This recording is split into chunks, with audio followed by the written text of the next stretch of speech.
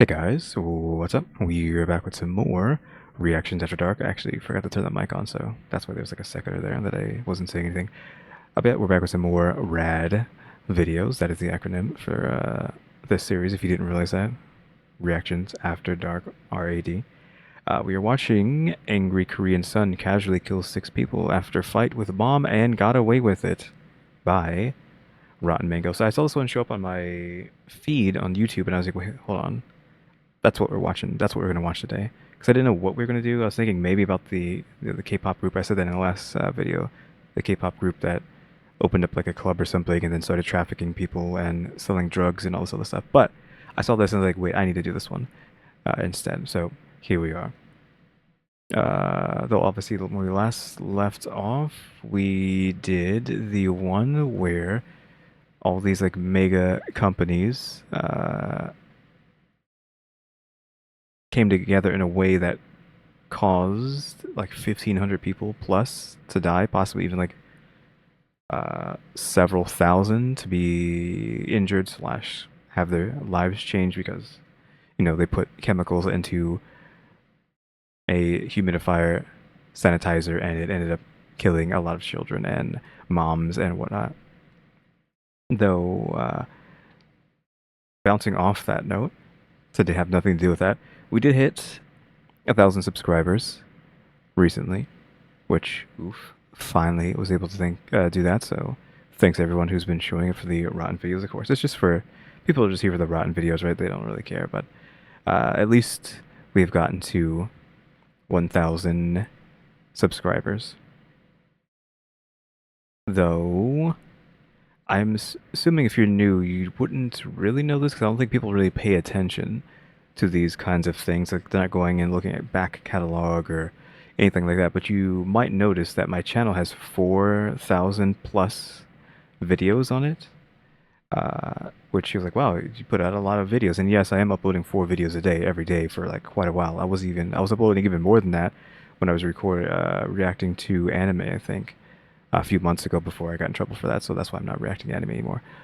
But uh, I am uploading a lot of videos every day, but that's not why I have 4,000 videos. I have 4,000 videos because, believe it or not, I've been doing YouTube for 14 years almost. I think in August and September would be like the anniversary, so almost 14 years. Which I didn't really want to say this, because I feel like that's enough of a reason to have people just unsubscribe. It's like, oh, this guy's been doing this for 14 years and he's barely getting 1,000 subscribers now. I'm out of here. So I'm assuming a lot of people are just going to unsubscribe now after hearing that. But yeah, I've been here for 14 years, and now just recently have I gotten to 1,000 subscribers. Because I see most people just assume, oh, this is just some new guy who's just starting. He makes VTubers, which you might even not know that I make VTubers. I mean, this model here I made, and if you look through like the shorts on my channel, you'll see other VTubers. If you go to my Instagram, you'll see all my VTubers. If you go even further beyond that, you'll actually see animated 2D art, like actual drawings that I was doing before I started doing 3D. Um, so yeah, I've been around for a while doing like all sorts of stuff. It's just not until now that we finally hit 1,000. So again, thanks everybody who's been showing up because, again, honestly, because of the Rotten Mango reactions. But yeah, I've been doing this for 14 years. So just a heads up. Also, you can see that as a good thing because it means I've been here for 14 years with basically nobody watching me. So you're perfectly fine to not. You're perfectly fine to not think I'm going to leave because I've been here for 14 years with nobody around. So clearly I'll stay around even for another 14 years when people are actually showing up to watch. Like I'm not going anywhere. Uh, like I probably will be doing YouTube until the end of me, if you catch the drift. Whenever that happens, 100 years from now, hopefully. So look forward to 100 more years of content, no matter how many subscribers we get. I don't know what I'm gonna do. I don't know if we can have a stream. Like we can, like think about that. Maybe like a stream where maybe we'll watch some Rotten Mango stuff live instead of just in video form. We'll have to see about that. I mean, suggestions, sure, just to celebrate if we're gonna do that. But I just wanted to wait though, because again, I I've been over like certain number humps before and then just immediately fall back down because people just unsubscribe. So I'm expecting in these next few days to have like a lot of unsubscribes, dropping me below 1,000. So I don't want to do anything crazy, or even just like have like a celebratory live stream where we just watch Mango like for several hours until I know we are comfortably over 1,000. Yeah. Again, thanks for the 1,000 subs, and once again, thanks to Lovely Galaxy 4541, I believe is their name. I mentioned them before. Again, I when I mentioned them, I said I'm sorry, I don't know how to say the Lovely, and you never mentioned how to say the beginning of your name, so I'm just going with that. They were the one who suggested Rotten Mango to me, so go ahead and thank them for the suggestion, because otherwise we wouldn't have been watching these videos together. Yeah, I don't think I have much else to say. I just wanted to get that out of the way now. This video is recorded on the 22nd, though, of course, because we're pushing them a day forward. This will be going on the 23rd, so things might have changed by then, but just now I'm recording this on the 22nd.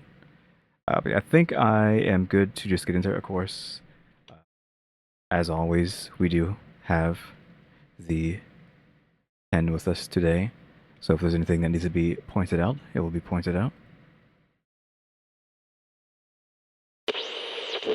Bada bing, bada boo. We are talking about a case that takes place in Seoul, South Korea. And why is it always so? Like the way she says it, I don't know how to even begin saying that. Like I have been doing Japanese study for like what, thousands of days, like well over 1,000 days, close to 2,000, probably like 2,000, 3,000 days, even though my series is only like episode 500 something, so over a year. But I was doing it way longer than that. I was just like, you know what? I'm doing this every day. I might as well just post me doing it every day if I'm wasting my time doing this every day for nothing. Let's actually record it. So I'm like on day 1,000, let's say like 1,500 plus, maybe 2,000, almost 2,000 streak on Duolingo. And I've broken this streak a few times in the past. So technically I've been doing this for like thousands of days. Uh, but I can't even like begin to understand how to pronounce Korean the way she does. I mean, I'm not studying Korean, I'm studying Japanese, but you'd hope there's some sort of like that would make it a bit easier. But no, like I can't even comprehend how to say Seoul the way she does. we're going to start with a man named Kwon Young-chul. He was preparing to leave for work just like any other day. It's 9 in the morning, but he doesn't work like your typical 9 to 5 job. He's not going to be home tonight. In fact, it wouldn't be another like 26 hours till he got home. He worked 24-hour shifts. So he's spending a ton of time with his kid. He has a 3-year-old kid and a 100-day-old kid. He's just trying to get as much family time as possible because 24 hours without them, he's not going to be able to tuck them into bed. He's not going to be able to eat dinner with them tonight. And lastly, he looks at his wife and he knows. It's like at the tip of her tongue. She just wants to say it. She wants to blurt it out, but she knows she can't. Every single day that he leaves for her work, she wants to say, "Be careful, honey. Please, be careful, be safe." But it's a superstition, much like the healthcare workers at hospitals. They never say, "Oh, it's a slow night, it's a calm night." She never says, "Be careful," because it's the assumption that he's in some danger. So instead, she kisses him on the cheek and she prepares for 24 hours of pure anxiety. Her husband, Kwan, was a firefighter for Seoul's West Fire Station. Okay, so are we talking about are we like humanizing the antagonists at the beginning of the story, or are we talking about a victim here? I don't know which one it is yet. And that very night, 6 firemen from that exact station would be found dead. Okay, so we are talking about the victims here. And it wasn't just a bad fire. It was an entire burning house of secrets. It was like the house of hell. And it took 6 of their lives. The firefighters would risk their lives that night looking for a man in the fire that maybe didn't even exist. They were sent into the burning house wearing rain jackets. And the more that this hell house burned, the more the secrets would leak out. And by the end of it, it basically ripped a nation apart. So let's talk about the case. Yeah, it is kind of crazy. Like that, she's like, this story somehow destroyed the nation. Not necessarily destroyed the nation. It's in the thumbnail, but I can't see the thumbnail. But I'm assuming it's just basically what she said. It rips North. I almost said North. Oof, South Korea apart. I was like, how did this story do that? And of course, like I always say, we are muting this section of the video because I think this is licensed music. We can't use this on the channel.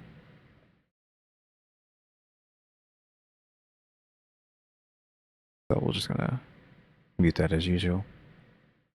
In the beginning of this is usually her talking full about show notes are available at rottenmangopodcast.com. This was it was a very controversial and very famous case in South Korea. We had our lovely Korean researchers help assist in gathering of the facts and the stories, but as always with any foreign cases where most of the source material is not in English, let me know if there is anything at all that wasn't covered or got lost in translation. And with that being said, oh, by the way, in celebration of our wedding month, we are getting married this year. We have new merch that says "Till Death Do Us Part." And this was a year ago, so this guy is her husband now. But I'm assuming in a lot of these videos they weren't. They were just like boyfriend and girlfriend at that point, possibly engaged, I guess, fiancés. We have different colors. We have pink. We have white for the wedding. We have this beautiful Are these like gummy bears? Like this, I couldn't tell because it looked like this had a bite taken out of it. I couldn't tell what it was, like gummy bear pandas or something. purple, this brown color, and that has been dropped. So I'm going to leave it linked in the description, or you can go to fanjoy.co/Stephanie Sue. The case takes place March 3rd, 2001 in Seoul, and it's very early in the morning. So, like I don't know how to say that. So to help you visualize this a bit better, March 3rd is technically spring in South Korea, but really only by date. The early morning at like 1 to 2 a.m., there's snowfall, like pretty heavy snowfall. The city is asleep. Well, most of the city anyway. Most families are tucked away in their little beds, knocked out. Others are opting to stay indoors or at home because, like, even if you're a night owl, even if you want to go out and get drunk, this just was not the weather to be wandering around outside. The only part of the city that seemed ready for some action was the local fire department. Now, there is a lot of pertinent information that I need to tell you before we get into this case, just so you can understand truly the meat of this case. I mean, that's just how it always is. So why were the fire department like just ready? I mean, they should always be ready, right? So there should always be someone there on shift, I would assume. No matter what time of day it is, someone has to be on shift for the fire department. Same thing with the police, question mark. In South Korea, a firefighter is not just fighting fires. They're not. The fire department is split up into 3 categories. So you have the fire suppression team. They're in charge of putting out the fires. Then you have the rescue team. They're in charge of going into burning buildings and rescuing people. And then lastly, you have the emergency team. They are in charge of providing first aid and transporting these fire victims to the emergency room. So the fire departments, they not only drive the fire truck, but the fire ambulances, literally everything. They run the whole show. And it sounds like 3 neatly divided departments, and maybe it is now, but back then, basically each firefighter was just responsible for doing all 3 if they needed to. On top of that, the fire department as a whole is tasked with random miscellaneous tasks like fire inspections of buildings, snow removal, making sure the drinking water supply isn't tainted. All of this, all these duties, and these people are risking their lives for the incredible salary of 2,500 USD a month. Okay, well, 2,500 is basically nothing, question mark, for this kind of scenario. Yeah, that's the average wage. Risking their life. Yeah. Of a South Korean firefighter. To put it into perspective, the average wage of an American firefighter is around $4,500 a month. At least it's like almost double. And in bigger cities Wow, that's still not a lot. Still not. Like they're probably constantly. Yeah. It's kind of shocking. And in bigger cities like New York City, like the NYFD, they give firefighters the opportunity to make upwards of $100K if they've been there for 5 years. But not only that, okay? So most American risk your life for 5 years, where you could die at any moment during those 5 years. But if you somehow don't die, you can have $100K a year. firefighters, I will say they at least have some benefits. I'm not saying that they have great compensation. I think it could be a lot better, but a lot of fire departments provide health care for the firefighter and their nuclear family for the rest of their lives. Which, of course, at least that's nice. But yeah, again, it's kind of with the wage thing, it's just the 5 years is just to hope that you either quit or die so they don't have to pay you the 100. That's just how morbid it is. It's like that with like Social Security, right? The life or the age you have to be to get Social Security, I think, kept going up and up and up and up and up. I think it used to be 65, or maybe even lower than that, but that just keeps going up. I don't know what it is now. Um, I think it's even high. It was, yeah, even lower than that, maybe. Like you could get it lower, or you could get it even early if you wanted to. But it's just because they keep pushing it up and up and up, so that the government, you can't say anything other than the government or whoever controls this stuff, hopes that you just die before you can get Social Security, so they don't have to give you any money. They provide a 401k and a generous pension in case something were to happen. So they try to make it as appealing of a job as possible because, well, these are people risking their lives and literally walking into hell, walking into fires to save people. It's like against human nature to see a raging fire and be like, let's walk straight into that to see if I can save someone else. And in 2001, when this case takes place, because of how abysmal the working conditions and pay were for firefighters in Korea, they were underfunded and they were understaffed. Firefighters at this point in time were working 24-hour shifts, 9 a.m. to 9 a.m. the next morning, and they would do this 84 hours a week. They would have a 24-hour shift. They would rest. And then the next day, 9 a.m., they would have a 24-hour shift. Every other day was a 24-hour shift. And during the 24 hours, they're usually not just sitting around at the fire station getting some sleep in. Because of how understaffed the fire department is, most firefighters are responding to about 7 calls each shift. Each fire and rescue call typically lasts about 3 hours. That's like 21 hours of active duty out of the 24-hour shift. Now back to the day in question. Yeah, let me just cut real quick to look something up. Okay, it's the Social Security stuff I was talking about. It's a bit confusing now because my dad always was talking about it and complaining about it. I think you can still get it early, but you get less at 62 in America right now. If you want full retirement, it's 67, and the Medicare is still 65. I think I don't know if that's true or not. But yeah. So if you want full retirement money, it's 67. So again, they might be pushing that. I think what he was saying is that they are trying to force it to be even higher or just getting rid of it altogether. But if they do make it higher, I would assume they maybe like 70 or something, which again, if they are going to end up doing that, it's because they want you to die so that you don't get the money. The firefighters receive a call at around 3 a.m. The caller claims that they saw smoke rising from a building nearby and it was urgent and the firefighters need to arrive quickly before it gets worse. So they're rushing. They get in their fire trucks, they get the ambulances, they get the rescue vehicles. Yeah, they're literally in charge of all of that. They turn on their sirens and they start rushing to the scene of the fire. They've got the adrenaline pumping in their veins. So early mornings are the hardest times for firefighters, not just due to the lack of sleep and rest, but the fact that fires around 3 a.m. are usually called once they've already been too big, like once they're already at the point of being uncontrollable. Most people are sleeping at this time. When the fire starts, when it's small, no one really recognizes it. The fire has to be big enough where someone wakes up or someone sees it in the dark. In comparison, fires that happen during the day, there's almost always people nearby to spot it early on.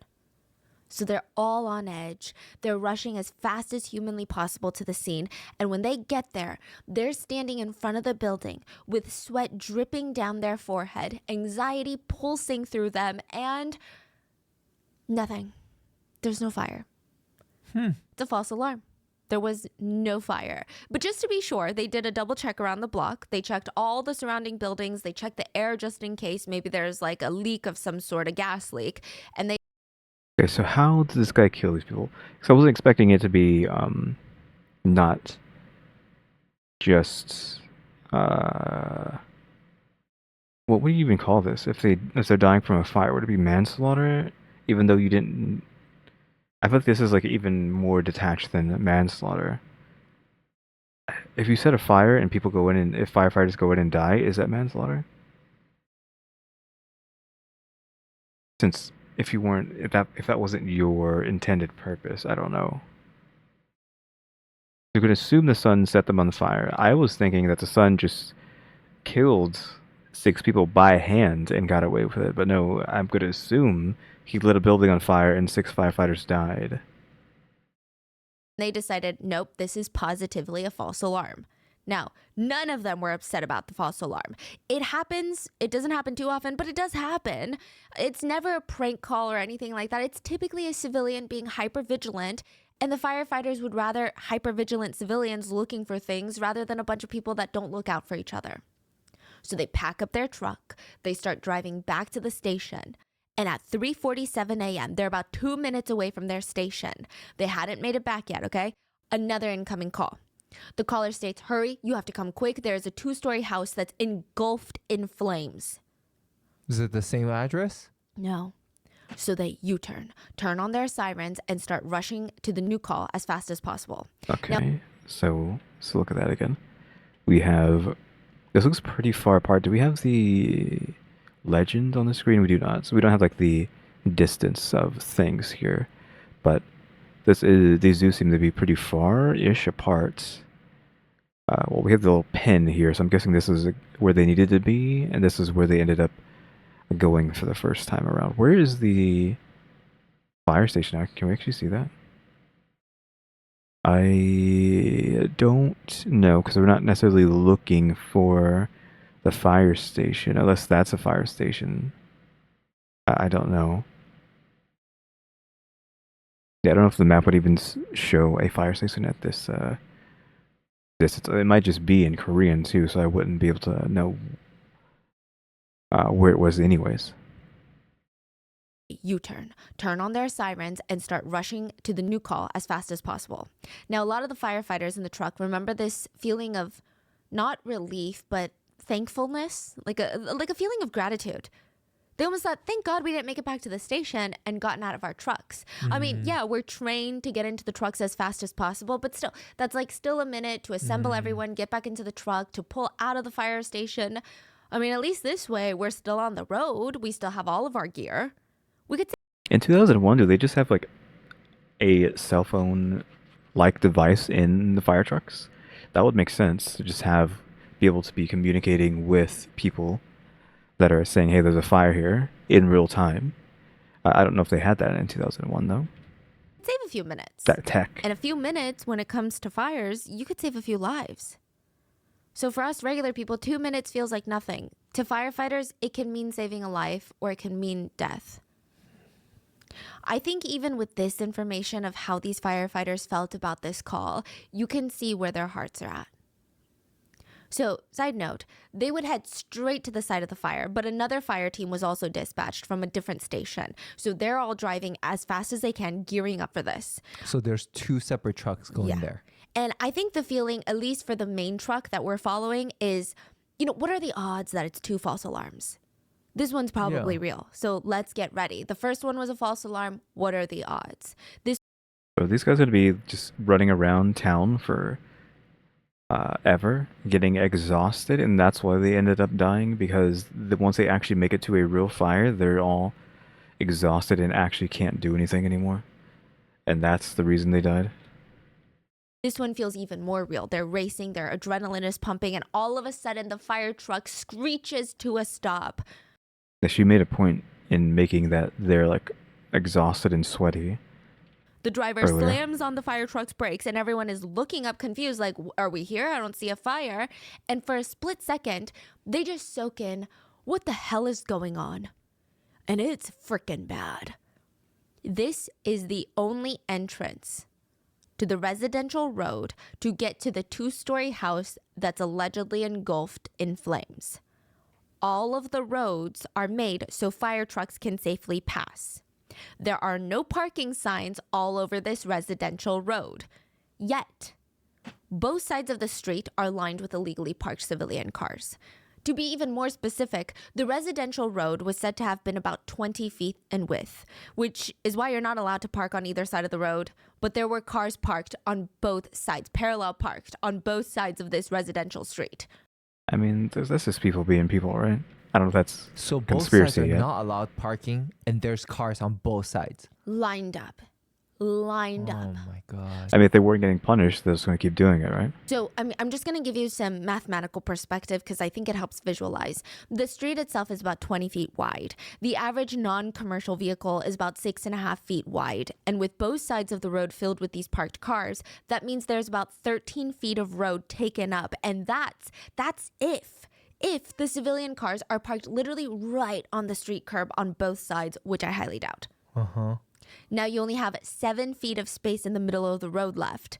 A fire truck on average is 10 feet wide. Wow. The fire truck is not getting through. Just got to run them over. Just, I mean, they can't do that. They probably don't have enough horsepower to push a bunch of cars out of the way, right? But yeah, I think people may have seen like ambulances and firefighters, whatever, like literally pushing people out of the way because they need to do their job, and you're blocking them, so they'll just run you out of the way. I think sometimes. In fact, I would imagine that a regular sedan would not make it through. And this is completely immature and a very naive part of me while I was researching, and I was so frustrated. I'm like, why can't the government just back them up and they just ram through the cars? But I mean, You can't. an I know I idiot, just said that, that we would can. probably be in and of itself a fire hazard and lawsuit galore. But it's just that feeling of like, okay, come on now. Are you serious? Like, there is an emergency. They should be able to do something about it. And if you're like, well, don't be obnoxious, Stephanie. You don't have to ram through them. Just push them out the way. I think if it had just been one illegally parked car or two, the firefighters could have gotten out and pushed the car out of the way. But with that many cars, I'm talking it was back-to-back cars parallel parked. Wow. Just there was nowhere to even push them to. They would waste so much valuable time moving these cars. To try and find the owners of these cars, they don't know which apartment building they belong to. They don't know how to wake all these people up. Do they go door to door? I mean, it's crazy. That would waste valuable. And they could. Shouldn't the fire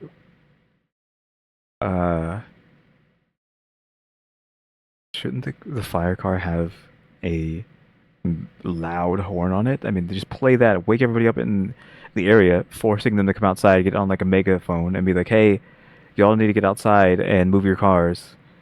Like, but that still might just be wasting too much time. They might just have to get out on foot and try to find a hydrant somewhere, and just like running. Time. Like just have them carrying a hose amongst each other and just find a hydrant if there's anything on fire around. So I digress. The fire truck was unable to make it through the only road to the Fire truck. house that was on fire. And they're still at least like 500 feet away. Without their fire truck, the fire is going to be even more difficult to extinguish. There's no other entrance? No. So what did they do? Okay, so this is a pretty big area. I'm guessing this is pretty small as well. I'm guessing these guys are illegally parked as well. But yeah, like really just this entire lane just filled up with cars. I mean, it's nighttime, right? So they're probably thinking, oh, well, it's nighttime. No one's going to show up. The cops aren't going to show up and do anything about this. So, yeah, I don't know. If this is a rendition of her that she made or someone made, I mean, technically, if this is accurate and there's nothing here, they could back up like this way and try to do something like that. If in fact this is just, land, it isn't actually filled up with anything and it's just, fields over here, we could hope that that's the case. So they could just get through here, but I don't know if that's a thing. I think this is just not filled in, because also I don't know what's going on here, but obviously like that could be something. Granted, like we don't know what's going on over here. It's not like they can bust through a road, but yeah, I mean like anything, just try to squeeze through here, squeeze through there to get over there, if this in fact is just a field. But again, I highly doubt that. I think it's just not being drawn in because the information is irrelevant for what's happening here. The firefighters do not waste any time. They take half a second to register what's going on, and then it's all hands on deck. They open the doors, they grab their gear, about 35 pounds of gear per person, and they start booking it. They start running. They needed to bring with them their massive oxygen tanks, their masks, cutting tools like pipe cutters, ropes, fire hoses, sledgehammers. They start organizing and barking orders.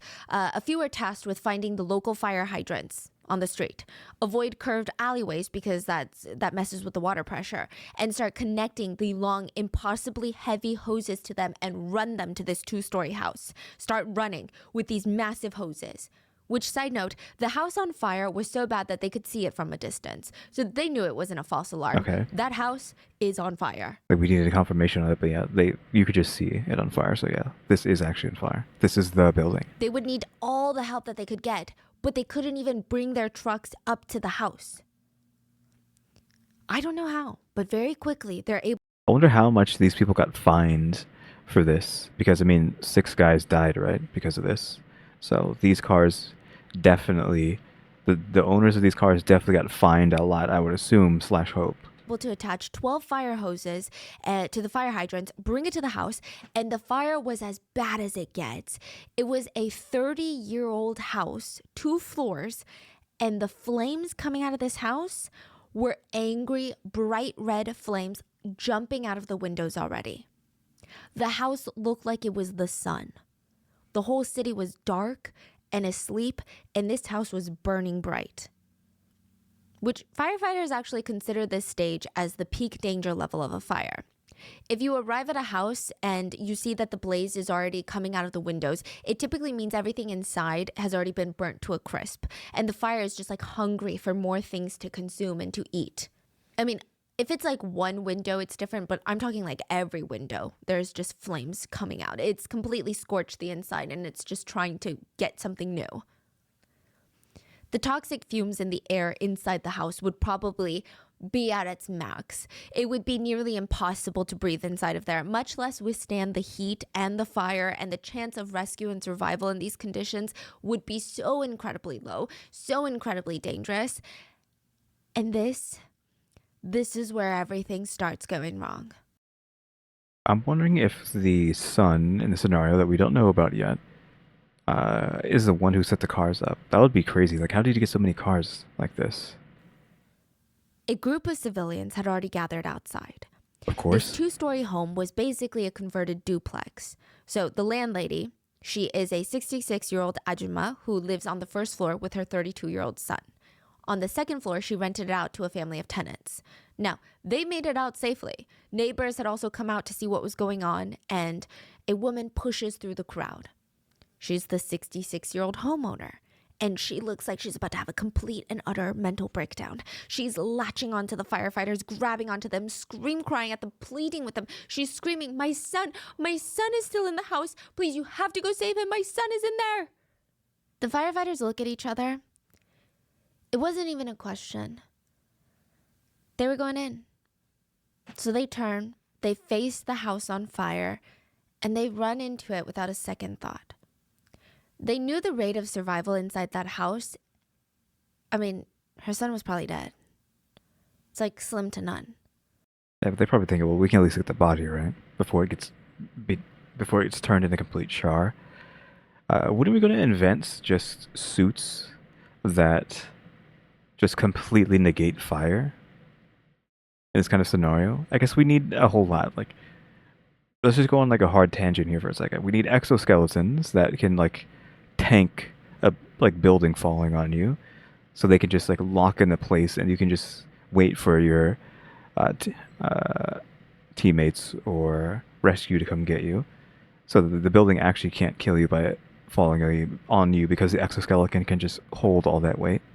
Then you need clothes on top of the exoskeleton that is just completely flame retardant. Like, it cannot be burnt, and it keeps you cool. So inside there's a lining inside your suit. So the outside is completely flame retardant, and the inside is covered in a cooling system that keeps you cool on the inside. So you basically have AC inside your suit on top of that. And then a oxygen tank that also is wrapped in the flame retardant material, potentially with.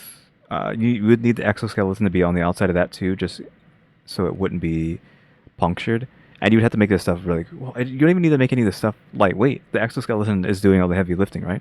It's giving you like an increase in strength times a million, on top of being able to stop you from being crushed, right? So we need all that, but I feel like aren't we like close to having that by now? I feel like if they wanted to, they could make something crazy. If they really were like trying to upgrade firefighters, but I don't know, like who's thinking about upgrading firefighters right now, right? Yeah, I think they need an upgrade now. They need exoskeletons. They need like flame invincible clothing with AC on the inside of their clothing, etc., etc. And we needed it like yesterday, not even like now or tomorrow. We needed it yesterday. But they had to try, right? I mean, what's crazy to me is that firefighters will say, these specific firefighters, when they're interviewed, they'll say things like, well, it's my job. I think it's just who they are, because I feel like I would not be able to do that even if it's my job. These firefighters chose to walk into a burning house to save someone they never even met, they didn't even know, they didn't even love.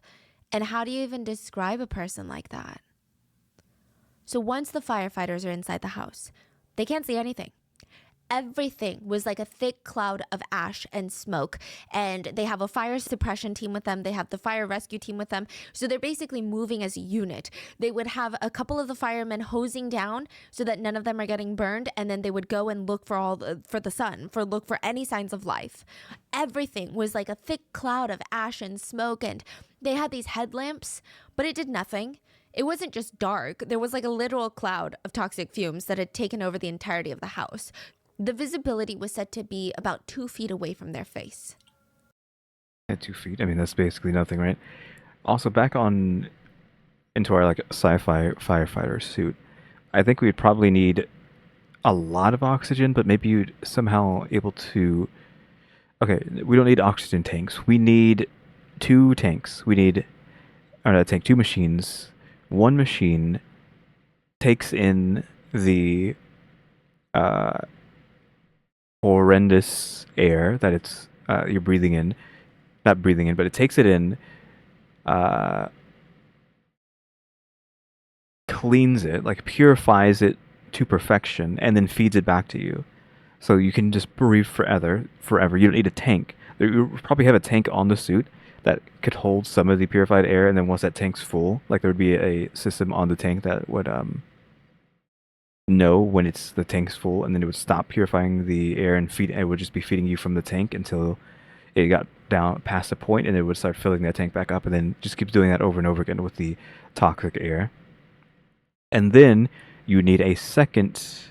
I mean, the second tank I think would just be for blowing, like it would be attached to your face, and would just be blowing air out. So probably be doing the same thing, taking in the toxic air and then turning it into purified air and then blowing it out from around your face to get like less of the stuff near you. So it's constantly just blowing air forward. But I think the problem with that is that the fire probably wants that, so we probably don't want to do that because fire likes air, right? So purifying the air like that might not be good. I don't know what would be the repercussions of doing that, but just having like air blowing all the stuff away around you would be nice. But I think you don't need that, so just scrap the second one. Just have the first one. You need a air purifier that can do it in real time and like purify most, if not all, toxic fire air, no matter what is happening in real time, and feed it back to you as pure. So then you're just good to go as long as that thing's batteries can stay. So you need some sort of like decent battery source, but that's it. We need an exoskeleton, the flame invincible material with the AC on the inside, and an air purifier tank that can just take any toxic air and turn it into clean H2O. Not H2O. What am I talking about? The secure oxygen. I don't want to say H2O. They needed that yesterday. Can we get that now, please? All they could do was try. They're trying to calm down the flames while they're rushing through the house looking for any signs of life or just another person. And they search as best as they can, and they find nothing. I think that they would have honestly kept trying to look, but they knew what was going on. They looked around them. They saw the condition of the house. This house was going to collapse. Also, I wonder if they've ever thought about just having, this is silly, if they ever had like a sprinkler system attached to their guys, like have a water tank on them attached to a sprinkler on their head and that just sprinkles water all around them. Like that's not going to do a lot. Maybe if they can get enough pressure, that just like blasting water in a circle around them constantly as they're walking around. But I feel like the amount of water you would need for that to actually mean anything is just not enough that you could actually carry with you. That's just more weight. Unless, again, exoskeleton that allows you to carry a whole lot more, so you could have like a just giant tank of water on you. I don't know. Or like again, apply that flame invincible material to the hose, and have the hose connected to the person with the sprinkler as they're walking through, and then just have it just permanently blasting the whole house as they're just walking through it. I don't know. I'm just making up stuff just to have something to talk about, but it just seemed interesting to just make up stuff for these guys to have with them. So you're like, wait, what? This is a fire. Why is the house collapsing as if it's an earthquake? This is a 30-year-old house. And the way that it was structured, there was fire everywhere. They had to put water into the house to take down the fire, right? Water is heavy. Most houses cannot withstand absorbing that much water. Yeah, because it's just going to crash as well. On top of that, again, that plays into the sprinkler, making everything soaked would cause a problem. Especially a house that's 30 years old. It was coming into mind that everything's going to get soggy and then weak and then crumble. So they said the house is due to collapse. So they reluctantly leave and they walk out and they're like, okay, maybe the sun is somewhere else, because even though we didn't have all the time in the world, we diligently checked every single room and we didn't see any signs of life. So they walk out and the mom is screaming at them. Why are you coming out alone? You're supposed to be in there getting my son. My son is in there. I'm telling you that my son is in that house. How can you not save him? How can you leave him to burn? And these firemen, they're looking at each other like, this house is about to go down. They're trying to explain to her, your house right there, it's gonna fall any second now. And she's like, I don't care. My son is in there. My son, my son. She's like begging them, holding on to them, latching on to them. One of the firefighters later stated, yeah, it's difficult work. We had undeniable information that a family member is telling me with 100% certainty that another person is inside of there. I have to search 2, 3, 4 more times until I find that person. So they go back in.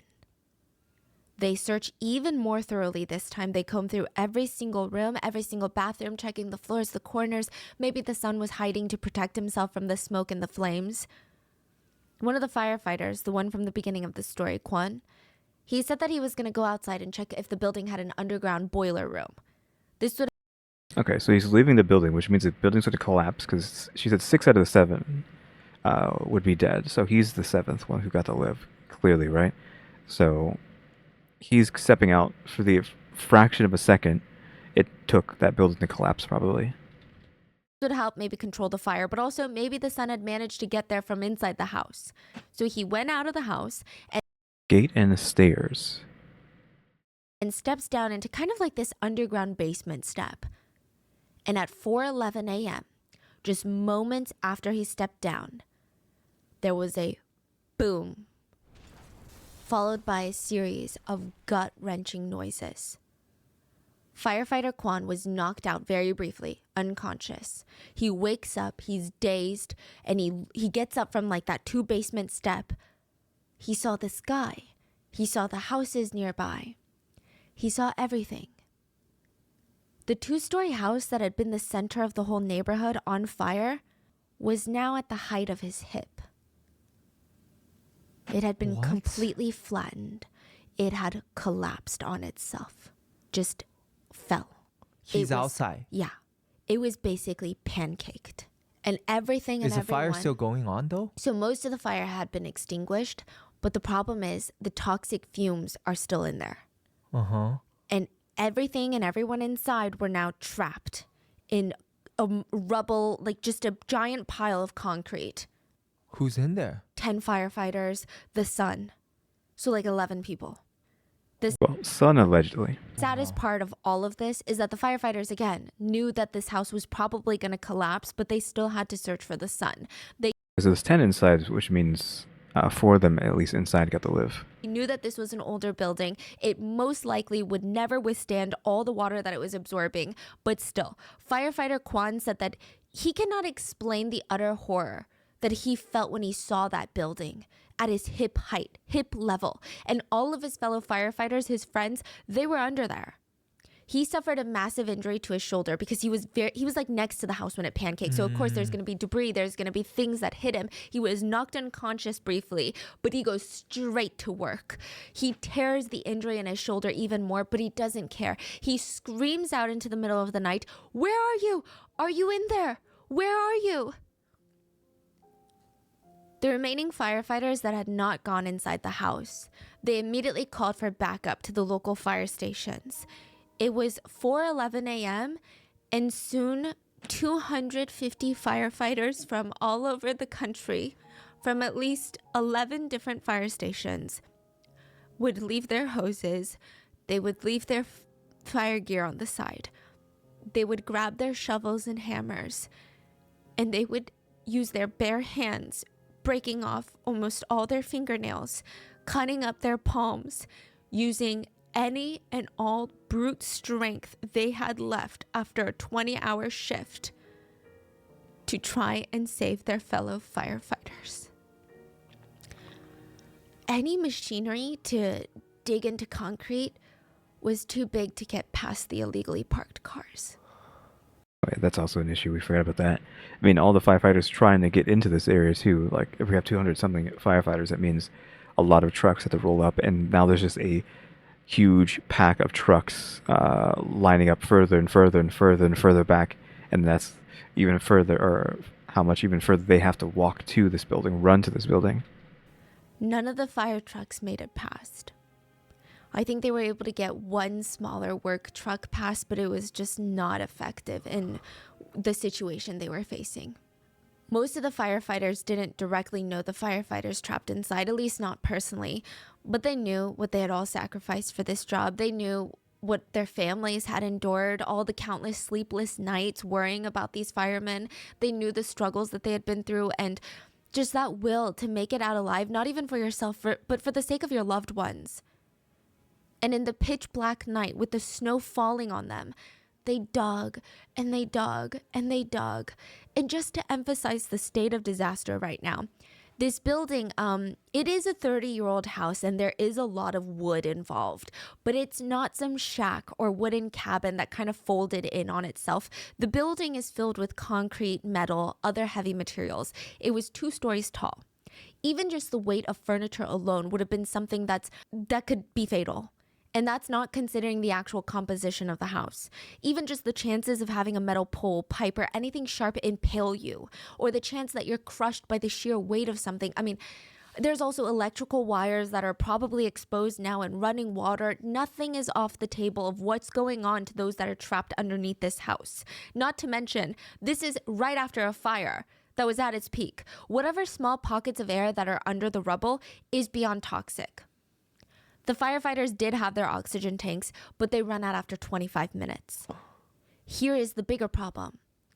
They run out after 25 minutes, but if a firefighter had been knocked unconscious by the collapse, which is highly likely, then the mask could actually become a weapon of death after 25 minutes.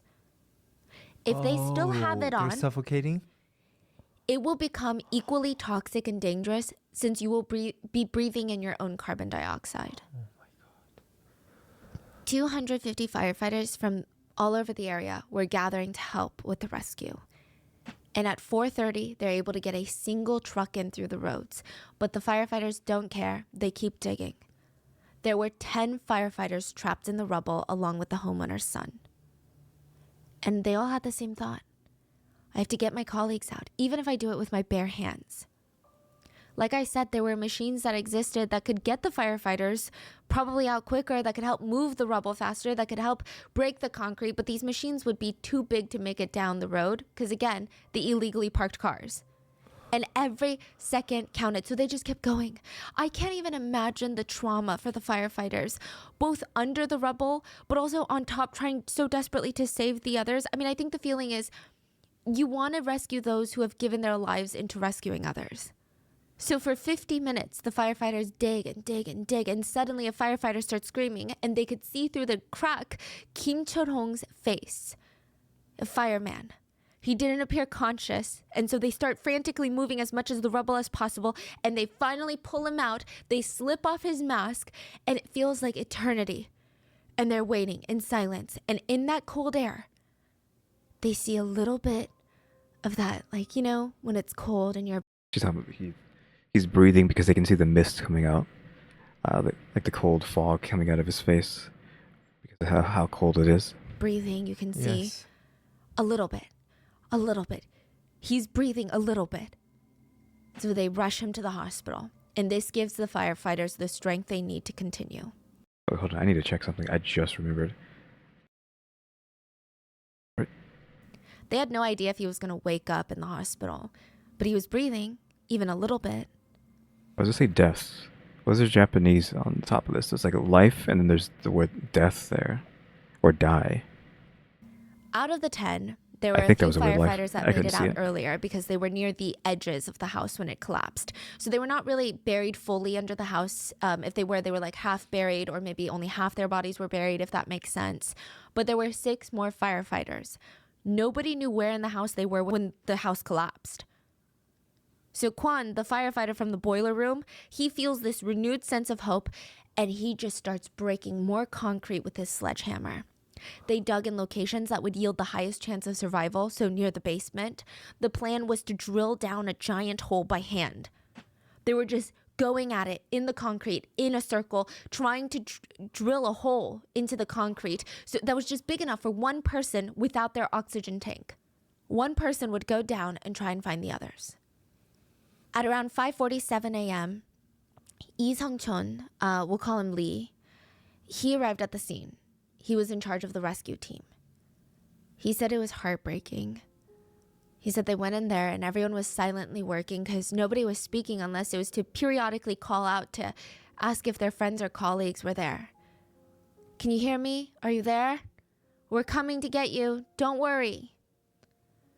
Nobody wanted to waste a single second on anything that was not removing the rubble. Every single second that passed was a second that their colleagues were closer to death.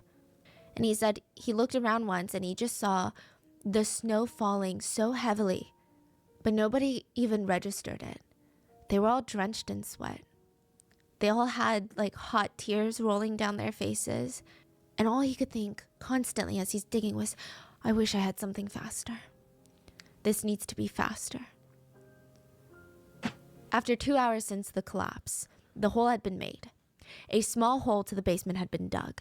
They pushed down some oxygen tanks that were open to try and push the toxic air out of the tight spaces, right? And pump in fresh oxygen to the buried firefighters who they're praying to the gods that they were still breathing, were still alive, because 2 hours, like 3 hours had passed, really. Firefighter Kwon, the one who injured his shoulder during the initial collapse, these were the people on his fire truck. These were his teammates. He went down the hole. No. Without his oxygen tank. He was risking his own life once again to save his colleagues. He didn't even think twice. It had been hours, but they had hope because these are their firemen, you know? He goes down and he starts looking for his friends. The toxic air made it so hard for him to breathe, and the inability to breathe made his heart pump even more, you know, on top of the adrenaline, and he just felt this dying sense of urgency. The hole was so small he was crawling around on his stomach, just reaching around with his hands because he couldn't see much. And he just remembered thinking, please, anyone, someone, please. And he kept sweeping his hand until he felt something.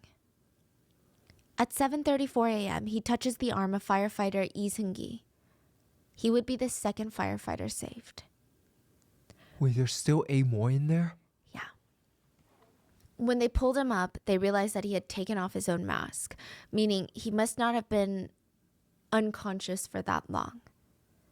This gave everyone hope, and like I said, they were moving as a unit when they were going through the house, right? So they rush him up, rush him to the hospital. Firefighter Kwon stays under, looking for the rest of his colleagues. And from there, one by one, the firefighters found their friends. They were all unconscious. Okay, so I mean, we have a schematic of the house. I'm guessing this is just where they're all placed in the main. Would we even consider this a living room? Just like the hallway living room area. Yeah, I guess that's just what we call it. We don't know what that is other than just an area that you walk through. Guessing that's where they were when the building went down. They had just gone in, or were like looking around through these rooms, probably just peeking in, right? This was right before 8 a.m. So after 3 hours and 46 minutes since the building's collapse, all the firefighters were found and rushed to the hospital. Firefighter Kwon, like I said, these are his direct colleagues, the ones that he sees every day, the ones that he trusts to have his back. Like, these are his partners in this very scary business. And he said that he just wanted to run. He wanted to run to meet the ambulances at the hospital just to make sure they were okay. But he couldn't, because their work was not done. The firefighters had pulled out their colleagues, but there was still someone missing. The missing son. He was still in there. And with just as much passion and just as much urgency, they dug and dug for the homeowner's son. And the reason that they had gone into that house in the first place was for this son. So they continued to dig, and their radios would go off and news would be shared. Their sledgehammers would slam against the concrete. An alert would come in. Firefighter Park Chun-woo, 32 years old. He had been a fireman for 8 years. It wasn't really in his life plan. He actually wanted to go to college and pursue a different career, but his parents' business failed and he just needed to make money. So he sacrificed everything to become a fireman, make money, and he would be starting his own family next week. He actually had a wedding planned next week, and he was going to marry the love of his life. And the last note he ever left for his soon-to-be wife was, "I will always take care of you." Firefighter Park Chun-woo was pronounced dead at the hospital. The firemen cried, and tears dropped into the rubble, but they kept going. They had to find the son. Their sledgehammers would slam against the concrete, and an alert would come in. Firefighter Kim Chul-hong, 38 years old. He personally volunteered to go from a desk job in the fire department to working in the field to fighting fires. His mom had suffered a stroke recently, and they had just all these piling medical bills. So he put his life on the line, literally in the line of fire, and he would bring in $300 more a month. And they really needed that money. Firefighter Kim Chul-hong was pronounced dead at the hospital. I'm wondering, like they're just gonna keep going at this house over and over and over for a while. Like, how long is it gonna take for them to be like, this guy's not here, or he just shows up and for some reason, just because he's like, he notices all the commotion because he was out somewhere else, and he has just told his mom that he was in there or something. I don't know. Like, what is going to be the sting, like the M. Night Shyamalan twist to this story, where it's like he wasn't even in the building, he was somewhere else, or maybe they actually do find him. He actually was in there, but I don't know. Like, wondering where this actually is going to end up going to. Tears dropped into the rubble, but the firefighters kept going. Their sledgehammers would slam against the concrete, and an alert would come in. Firefighter Chung Seok Chun, 36 years old. He was known for being very goofy. Like, he was always very smiley and goofy, and he was the father of 2 children. I mean, his face does look kind of like someone who would like goof around, be playful. He was one of the most selfless people on the team, they said. He had been involved in over 4,500 rescues. He was a former Special Forces officer. He was a veteran. I mean, his whole life, he basically served the country. And his wife would constantly scold him every day before work. She would say, honey, can you please not be the first one to help all the time? Just stay back a little. You're getting older. And he would always smile a goofy little grin because he hated lying to his wife. And they both knew when the time came, he'd be the first one to run in. Firefighter Chang Seok-chan was pronounced dead at the hospital. And tears would drop into the rubble, but the firefighters kept going. Their sledgehammers would slam against the concrete, and an alert would come in. Fire Sergeant Park Dong-gyu, 46 years old, father of two. He's been doing this for 18 years, and he was so good at his job. He actually even inspired his little brother to get into firefighting, and he just had this way of motivating people around him. And to him, it just wasn't a job. He was making an impact in the world.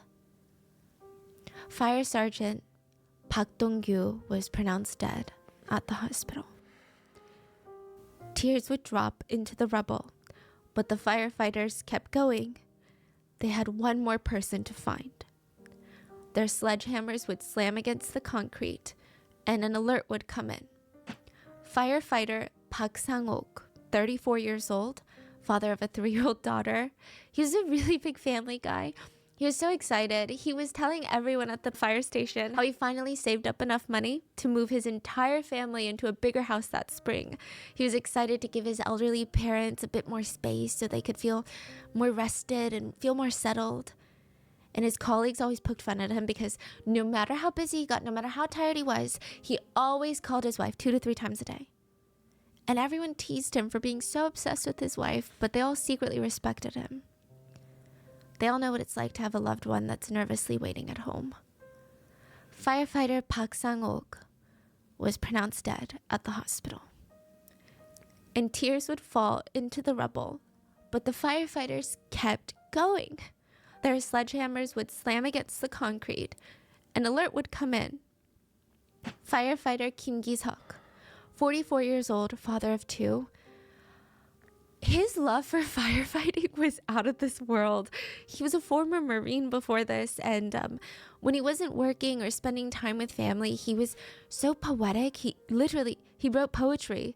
He just earned his master's degree, and if anyone had any questions about life or the purpose of life or the purpose of their jobs, they wanted to talk to him. Just a month before this incident, he actually wrote an email to a junior colleague to help him understand why he was so passionate about firefighting. And he wrote, "While the role of a doctor definitely saves lives, it is not one where it requires that they must throw their own bodies in someone's place to save them. I'm very pleased with this job because it allows me to sacrifice my life in order to save someone else's. I think to throw my own life willingly away for someone, I consider that a very sacred thing. I've been buried under a collapsed building before. I've stood upon the tongue of an angry, angry fire. I know only heaven knows the meaning of all of this. If I give my very best at this task, I live my life to the best I can every single day, maybe I enter the afterlife with a good destiny in a good body." Firefighter Kim Gi-seok was pronounced dead at the hospital. And tears would drop into the rubble, but the firefighters had to keep going. Their sledgehammers would slam against the concrete. 6 of their own were gone. Maybe the only thing on their mind, the only thing that could keep them from breaking apart, some of them said, was the firefighter's prayer. Have you heard of it? I don't think I've heard of that before. I'm not sure what that is. No. It goes like this. When I am called to duty, God, wherever flames may rage, give me strength to save a life, whatever be its age. Help me to embrace a little child before it's too late, or save an older person from the horror of that fate. Enable me to be alert to hear the weakest shout, and quickly and efficiently to put the fire out. I want to fill my calling and to give the best in me, to guard my neighbor and protect his property. And if according to your will, I have to lose my life, bless with your protecting hand my loving family from strife. But what if it was all for nothing? Yeah, that's what I'm saying. Like, was this guy even not even in there? These six just died. Was trying to save somebody who wasn't even in there, didn't even need to be saved, right? That I'm assuming that's what this is all coming down to. They just wasted a life for nothing. But of course, they could probably just say, well, they wouldn't be upset about it because they were doing their job, expecting to save someone, and it's never wrong to try to save someone. So There is a very famous Korean proverb that goes, 무심코 던진 돌에 개구리는 죽는다. And it translates roughly into a rock thrown carelessly by one person can bring death to an innocent frog. It sounds a bit interesting in English, and it doesn't really have the same impact in Korean, but it's most often used by Koreans to teach children or to teach each other a lesson of how, your very careless or not so well thought out words or actions, they can kill someone. You may not necessarily think twice of it, but the impact could be great. A lot of people compare that to these civilians who illegally parked their cars thinking, it's nighttime, no one's going to drive through these roads, and I'm going to move it early in the morning when I go to work. This case is a direct representation of that in the worst way possible, and it's not just with the illegally parked cars. At 9:28 a.m. in 9:20, I think this was happening around 4, so we're quite a while away from that. While the firemen continued to dig and dig amidst all of this heartache, the fire investigative team arrived at the scene. So these are the teams that are in charge of investigating the source of the fires to make sure that buildings are up to code, make sure that no one was at fault for this. They arrive and they start asking the homeowner about possible ways that the fire may have started. And they also comfort her and they try to tell her, the emergency crew, aka the firefighters, they're doing the best and they're going to keep searching for your son in the rubble. Now, at this point, the 66-year-old mother was joined by a few other relatives that came out as like a show of support. And one of them, in just one of the most casual, nonchalant, unserious voice states, "Oh, they said he's at his uncle's house." Just out of nowhere, he's just at his uncle's, and they're just out there digging, still digging, and it's like, oh, he's at his uncle's. So, did the mom know this at this moment, or is his mom just learning this now as this relative is saying that? Fucking kidding me. He's been there since 6 a.m. One of the investigative team members fell to the ground, sobbing. All those firefighters had gone in to find this one person. They sacrificed everything to save him, and he wasn't even there. The firefighters who were still digging, sobbing, digging, wiping their eyes from the stinging sweat and tears, they were digging for the owner's son, and they were told to stop. They said, "We can't, there's still someone in there." They were told, "The son is not in there. We can stop digging." Family just gave confirmation. All residents had been evacuated. We can stop digging. They said it was like the whole world stopped. Every single firefighter was silent, and they could not even comprehend what they had just heard. No one could process what this meant. Everyone just stared with glazed over looks in their eyes, unable to even process the true depth of what any of this meant.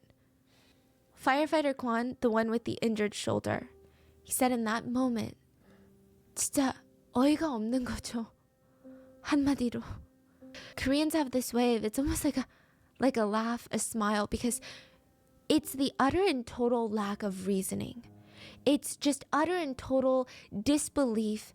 You almost can't believe that someone like this exists or a situation like this can actually happen. If nobody was in that house, nobody would have gone in. They would have put out the fire from the outside. Nobody would have had a building collapse in on them. 6 people died. 6 firefighters died looking for someone that wasn't even there. Again, I mean, we all kind of like assumed that's how this was going to go, right? I mean, we didn't know exactly what kind of scenario it was, but the fact that the sun just wasn't even in there to begin with was always something that it could have ended up happening. And in fact, that is just what it is, which obviously sucks. But now, where's this going to go from here? Now that they just wasted all their time, wasted 6 lives on nothing, where's that going to go? Like, how are they going to try to blame somebody? Is the son going to be in trouble? I mean, the mom thought he was in there, so we can't really say that mom's in trouble. She just genuinely thought he was in there, I'm assuming. I mean, again, we can blame the cars, though. We can definitely blame the cars and fine them for blocking the road, at least. I assume that's going to happen, but I guess, like, again, got away with it, so I'm guessing, like, there's really no one to punish here other than just fining the illegally parked cars. They died trying to save someone that wasn't even in danger. They ran head on into a burning fire for someone that wasn't even there. Not only that, they would soon find out the person they sacrificed their lives for was the one who started the fire. Okay, so I mean, that's arson. That's arson, which means he should be in jail then. Choi is the 32-year-old son of the homeowner. He lived on the first floor with his mom, and Choi was known to struggle with mental illness. Neighbors reported constantly hearing the mom and son fight. The mom did her best to get him help, but he hated her for it. He hated that she sent him to a psychiatric ward for years of his life. He constantly screamed at her that she was treating him like he was some sort of crazy person. Yeah, I think just for the reason people don't want to get help, and when you tell them to get help, it just makes them really, really mad at you. I kind of somewhat understand. Not understand, but no. Like, I've seen that happen before. Of people getting upset when you try to suggest getting mental help or do anything that would help them mentally. They just have the opposite reaction to it. I think this was that scenario. They just have the opposite reaction of someone trying to get them help. Just makes them become more furious and angry and just makes them worse. He refused to control his anger. Frequently, he would go out, get drunk, come home, yell and beat his own mother, 66-year-old mother. And the night of the fire was no different. They get into this explosive fight, and he beat his mom. She was so terrified of her own son that she ran up to the second floor, and she asked her tenants, "Can I stay with you while he cools down downstairs?" He's like way too heated. Everyone in the neighborhood knew that they had a strained relationship. That's how bad it was. Everyone could hear their fights. So while the mom was upstairs, Choi, he's pissed off. So what does he do? He lights a blanket on fire and throws it onto the bed. He will later claim that he wanted to start a small fire and he believed it would just, and I quote, fizzle out on by itself. Okay, sure. Sure. Of course, that's not what's going to happen, but okay. I mean, that's not even like an excuse, right? You're not even trying to hide the fact that you set something afire, which, I mean, sure, that's good that you're not hiding it, but just making up some, like, soft lie about you thought it would just go out? I don't know. That's weird. Again, struggles with mental health, so. Let's be real. Many of us are struggling with mental health issues. I don't know his exact mental state or his diagnosis, but still, a 32-year-old man that is perfectly capable of living on his own and is able-bodied, there are no indications that he has any intellectual disabilities. How can you truly even say with your full chest that lighting a blanket on fire and throwing it onto a bed filled with more fabric and a mattress made with foam and flammable materials that you thought the small fire would fizzle out? Yeah. You only do that when you want to burn a big chunk of the house down. You want a big fire. And to add to my refusal to believe that statement, he goes on to say, and then the fire got so big, so I ran out because I was scared. Instead of trying to put it out, you just ran away and just let the building burn. He made no attempts to put it out. He just ran away? Yeah. When he saw the fire was big? Yeah. He made no attempts to Didn't put it even out. call the mom? Nobody? Not even the... No tenants. He made no attempts to put it out. He made no attempts to alert anyone inside the residence. He made no attempts to alert any sort of fire department. Yeah, he could Nobody. literally just killed everyone like, Yeah. in the building. I mean, a lot of people think that was his intention. Yeah. He set a fire, believing it would fizzle out. And when it got big, he got scared and ran away and never said anything. To me, that sounds like he genuinely wanted to take people's lives. But not himself. Of course not. He needed to save himself. It's fair to say that the mom most likely did not know that her son wasn't at home. She most likely didn't know that he was the one that's at the fire. And I imagine if she is a normal person with morals, she will carry the guilt of yelling at the firemen to go back into the house for the rest of her life. Of course. This was 2001, so we are 24 years later. She is nearly 90, if not 90. I don't remember how old she was. 66? Was she 66? 60 something? I mean, she's literally 90. So I don't know if she is alive, so she might have held that guilt into her final moments, right? Which is rough. And of course, we're just going to assume, like as the title says, the son just got away with it, ruining his mom's life, killing 6 people, ruining all of their families' lives. You could argue ruining every fireman in the country's life, etc., etc. I'm guessing that's why we have the title being like with this tour, South Korea part, right? And if it sounds like I'm being harsh on her, just remember, her relatives came to join her after they were alerted that her house had burned down. And you're telling me some random relative knew that her son was at the uncle's house and never told her? That they just didn't talk about it? She just found out when the fire investigators asked? Wouldn't the mom be frantic? Wouldn't she be pacing the room? Oh my God, they still haven't found my son. Oh my God, they still haven't found my son. I'm so stressed. My son is trapped under there. And the relative would tell her, what are you talking I was wondering how she was feeling during all this. So, I mean, if they were looking at her body language, they could have maybe figured something out. So, yeah, I don't know. Maybe she is at fault a bit. Not at fault, but she did do something pretty messed up there if she did not, by not telling them that the son was found. about? Your son is at the uncle's house. You're telling me these conversations never took place? That's insane. I just think the odds of that are insane. I think that maybe she believed that they would figure out how to deal with this situation later because it had become so big, there was no going back, maybe in her head. Maybe she thought she could get away with hiding her son and just go on the run, have him go on the run, go into hiding at another relative's house. I just think the odds that she had no idea that this son was at the uncle's house, that's not even normal human behavior to me. I mean, this is the mom that was so concerned that she yelled and begged the firemen to go back in, but as they're looking for him, her relatives come to comfort her, and no one mentions her son? It's hard to believe that she didn't know at some point before the fire investigators asked, she did not know that her son was alive and well. I believe she knew, I just don't know when. But I think it's just really heartless. Like, these firemen, they were still digging. I mean, the weight of the world was on their shoulders, the weight of the trauma of losing 6 of their own. Not only that, but these men were injured. They were heavily injured, and they were injuring themselves further in the process by digging frantically.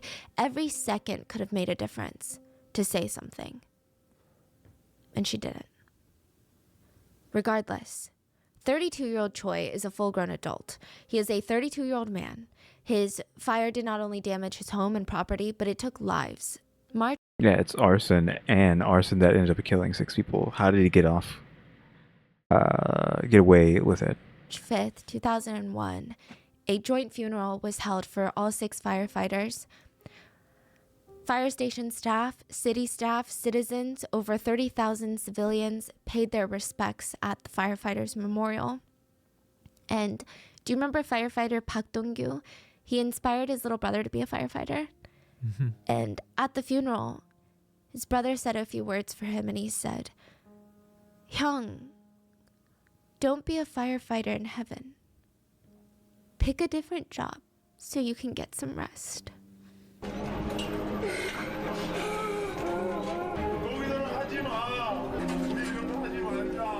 Don't be a firefighter, let's not be a firefighter. Their bodies were laid to rest at the Daejeon National Cemetery.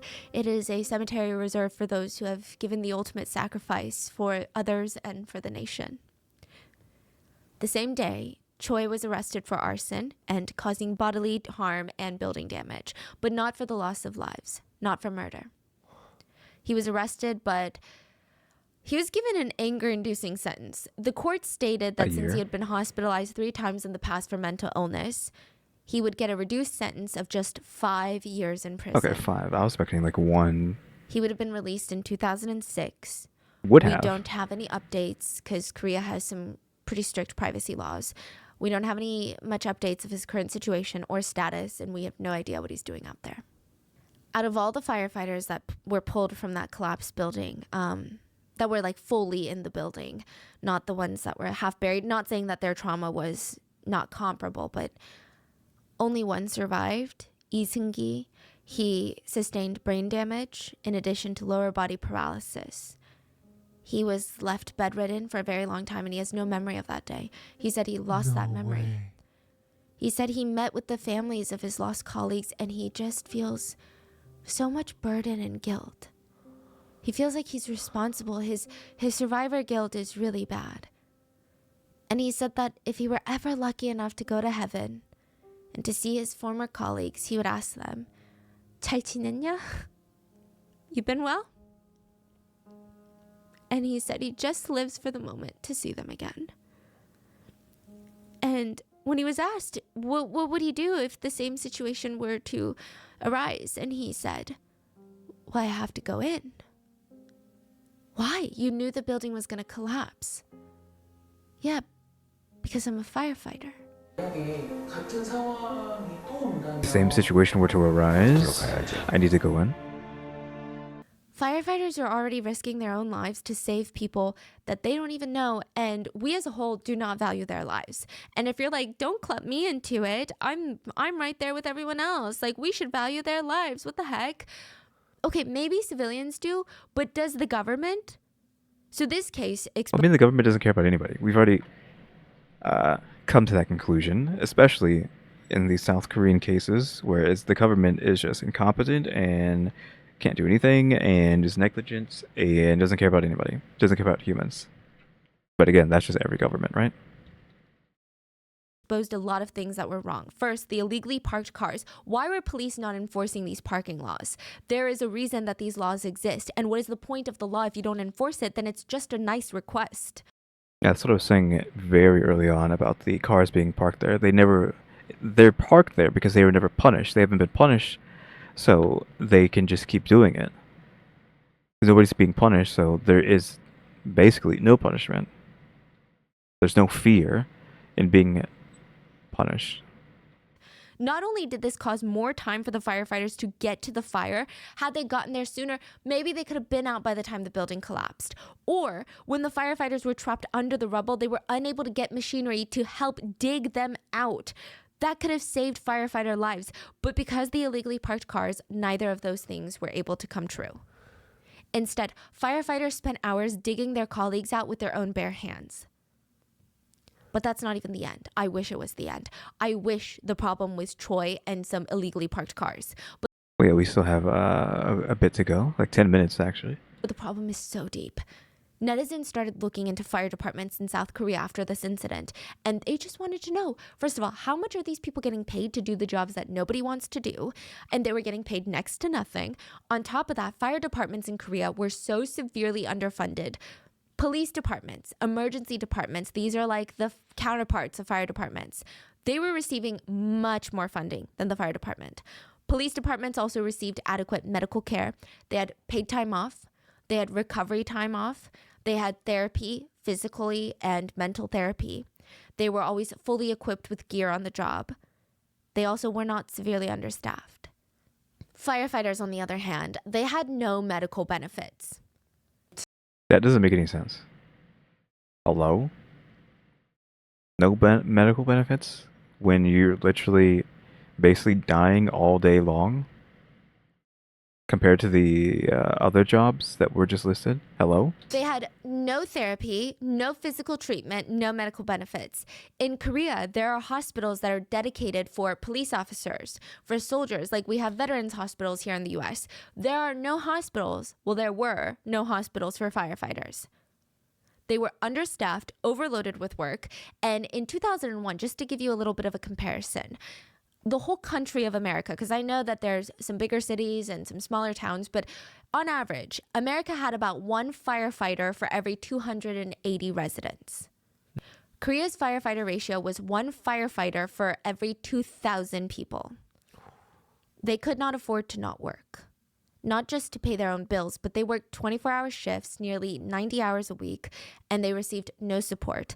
Just to share with you how bad it was. Remember firefighter Kwon?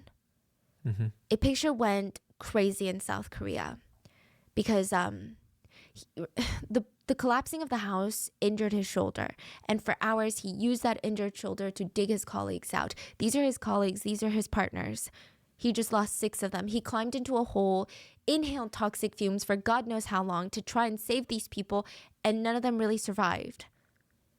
He was responding to another emergency call as a firefighter less than 24 hours later. The very next Because he day. had to work? Yeah, they were so understaffed. And the way that they would tell him isn't even just, oh, then you're going to get fired. It was, well, if you don't do it, no one's going to do it. And I guess people will just burn to death. What is he going to say to that? It wasn't even about the money. Unbelievable. It's like these firemen were basically being guilt tripped into working nonstop because the fire department would say, I'm sorry. Yeah, this is all government's fault. This is the issue here. Yeah. You're not funding it enough. Yeah. And isn't that just the answer every single time we watch one of these videos? So the very next day, he's at work. No. Though, outside of actually like the imprisonment of the guy, but the massacre on the island, I don't remember there being much government nonsense happening there. Because again, we were talking about like Norway or whatever, Utopia, Norway, and yeah, I don't think they really took too long to do any of that stuff, right? It's not like they could know anyways. So I don't remember the government being a problem there, but usually in these videos, the government is usually a problem. No time to heal physically or mentally or emotionally. It was just get back out there. He said for 6 months, all he did was drink nonstop to cope with his trauma. He said at one point he was actually treated like a selfish person by his superiors to even want a day off to emotionally and mentally recover, and let alone physically. No one was there for him. The country failed him. But that's not all. If he were to seek help, he would have to pay out of pocket. So the way it was set up in 2001, if firefighters were injured on the job, they would have to pay for the medical treatment first and then apply for compensation later. But because of underfunding, there would be a big chance that they would not get compensated. But it wasn't just, hey, I'm so sorry, we're underfunded. They would make up the most bizarre excuses. They would say, oh, sorry, that type of injury is not covered for firefighters. Do you want to know what wasn't covered for firefighters? Skin grafts, burn treatments, skin transplants. The most common injury for fighting fires were not covered medically. Obviously, just got to save money. They don't want to give them any money. Government always got to cut the corners. They don't care about you. Yada, yada, yada, etc., etc., etc. Additionally, the firefighters were often getting burned because the equipment given to them was never up to international standards. They were faulty. How can that be? Let me explain. They were so underfunded during the time that the suits that they wore during this particular fire was not even the appropriate gear. This is one of the most appalling pieces of information to me. Well, yeah, she said something earlier about them wearing raincoats. Just in passing, and that we completely forget about that. But yeah, she said they were just basically wearing raincoats.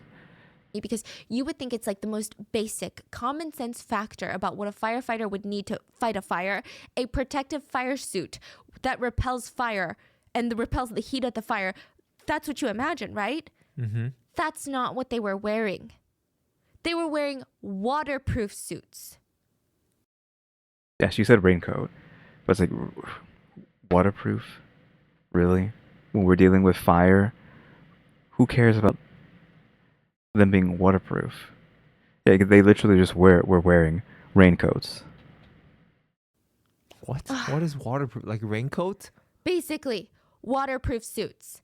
It was revealed that the reason that they were given waterproof suits is not because it's superior or because there was a reasoning for it. Fire suits are expensive. They cost about 1,200 USD each. The government did not think it was worth it, so they resorted to giving the firefighters $80 waterproof suits instead. The only way firefighters could afford their own gear was if they bought it themselves, but they're getting paid like $2,500 a month. They're living paycheck to paycheck. I mean, can you imagine this? This whole suit thing is one of the most counterintuitive things I have ever heard. How is this not provided by the city or the nation? They worked so hard in the fire, swallowing their own fears to save someone else's. They're literally saving the country. They're doing the jobs that even politicians wouldn't even dream of doing for a single day, and yet they themselves are unprotected. The government failed them. The nation failed them. They failed to give them even the most basic standard as a first responder, but also just the basic level of respect. Like, these men were also someone's precious son, someone's husband and brother and father. And I'm not saying that all firefighters are men, but the 6 men that died, they were pushed to the forefronts of danger. And in the end, the people that they were serving to protect failed them. They were giving their all, killing a fire and trying to look for someone they can save when they themselves, all they had was a flimsy raincoat, basically. Who are we asking to save who? The water repellent suit doesn't even protect them against hot water. They could still get burned from hot water.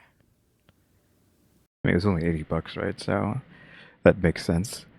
But I would almost feel like they were more flammable wearing these suits than if they were just not wearing anything.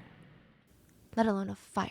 Did they just march into a burning fire for nothing? Well, I hope not. There were a lot of changes being made because... Well, yeah, I mean, they died. Like, you could argue that the purpose of them dying was to force the country to give firefighters more money and better equipment and more funds, yada, yada, yada. But, like, it had to take 6 people dying for that to happen. Because of them and because of what happened and because of their story. A protest was held where tens of thousands of civilians and public officials came out. They marched on the streets of Seoul to call attention to the poor benefits and care that firefighters were given. A lot of people responded to the public's outrage. The government provided more funding. Firefighters went from working 24-hour shifts every other day to 3 shifts a week. It's still more than 40 hours. That's like what, 70 hours a week? They were given orange fire suits that were fire repellent, and they're building a fire hospital for firefighters who need medical care. Another thing that has changed is because the fire department was so underfunded, at 5 p.m. every day, the fire stations would turn off heating, even in the middle of the winter. Why? To save power Yeah. bills? None of the firefighters were even allowed to take showers at the station, which left them sitting around with their nostrils filled with soot and ash and smoke every day. That has since changed. There's still a lot of work to be done. As of 2011, Yeah, it's still a lot of work. I mean, 2011 was still over a decade ago, though. investigation uncovered that firefighters were still sharing oxygen tanks. They did not have enough protective equipment to go around. Another investigation uncovered that the fire suits that the government provided hadn't even been tested. They hadn't even gone through quality control. They weren't even inspected. So who Still cutting corners. Just cannot give the money. But you make the money. Okay, you make the money. You literally print the money. I know you can't just print more money into existence because it lowers the value of it. But still, you literally make the money. You print the money. Stop being so stingy. who's to say that they even meet standards? And in 2017, a photo went viral of firefighters taking a break after extinguishing a fire. They're like laying on the ground out of breath. They're all piled on top of each other on the ground. Like, cannot breathe, cannot do anything. So we can only hope with more conversation their conditions get better. I mean, it's been 14 years since then. I mean, oddly enough, that lines up with what I was talking about at the beginning of this video, where I was talking about I've been doing YouTube for 14 years. It's odd that, wait, yeah, 11 or no? Yeah, 14 years. But yeah, like oof, like 14 years ago. Yeah, I don't know. Again, hopefully like 14 years now into the future, they have even more funding and better suits and all that stuff, but I don't know if she knows that or not. If she knows that information. Firefighter Park Junul, his body was donated. His mom and his fiance, because remember he was going to get married a week before this happened, they just hoped that his death would be meaningful. His mom said, "Even if I live as long as I can, I'll still want to see my son. I'll never stop wanting to see my son." But at such a young age, he died. But he died doing good things for others, so I can say, my son was great. His mom made a monument in her front yard for her son, and she said that she was just so afraid as she was aging, as she got older, that his memory would fade. So she hated the idea that her son would be forgotten in this world. And every day, that's kind of like her purpose in life. She gets up very early and she wipes down each and every crevice of that monument, and it gives her purpose. And she says a little prayer that his death was not meaningless and that things are changing for the rest of the firefighters. She has the fireman's prayer engraved on there. And one of the leading rescue team officers that worked so hard to get his colleagues out, his name Lee Sung-chun. After the incident, he was left with this huge scar on his left shoulder, and he got a tattoo to cover it, and the tattoo reads, and this is a motto that most firemen go by: first in, last out. I've actually heard that, I think, before. The first in, last out thing. Even after the nation failed him, everyone failed him, he still lives by this motto. He's still at the front lines of every fire. He carries a picture of one of his closest friends that passed in the incident in his wallet, and he said, "Look, we're still fighting fires together." And that's it for today's case. Yeah, we can just end there, I guess. There's only like 6 seconds left. But yeah, was not expecting that to be that rough, but like really, I was expecting it to be more malicious too. Like again, I thought this guy just went on like a rampage or something or whatnot, but it was just some dude just lit a building on fire and got 6 firefighters killed because of it. I mean, it doesn't specifically say firefighters in the her title. That's why I didn't know it was going to be about firefighters, but or even a fire question mark. But yeah, just such a bad situation. Which again, hopefully things are better in Korea for firefighters now. I mean, they got better, but then it still wasn't good enough. So hopefully it's good enough now. But who actually knows if it actually is good enough or not? Yeah, wasn't expecting this one to be like that. Like I said, don't know what we're gonna be checking out next. Because again, this just showed up in the feed, and I was like, okay, I can watch that right now. Let's watch that. So I don't know what's gonna be next. Maybe we'll do the K-pop one. I don't know. I can't promise on what will be next. I might even start doing multiple videos a day, just so the rad videos aren't just Rotten Mango. I know that this is what people want to watch is Rotten Mango stuff, but uh, I don't want the rad videos to just be Rotten Mango, so I might start doubling up with Rotten Mango video and then someone else like a Voider or someone else. I just saw on YouTube like yesterday or today at some point someone called what is it? What's the name? It's like the drug, but like spelled weirdly. We heard about it the other day, I think. Man, I can't not remember what her name is, but it was this new girl.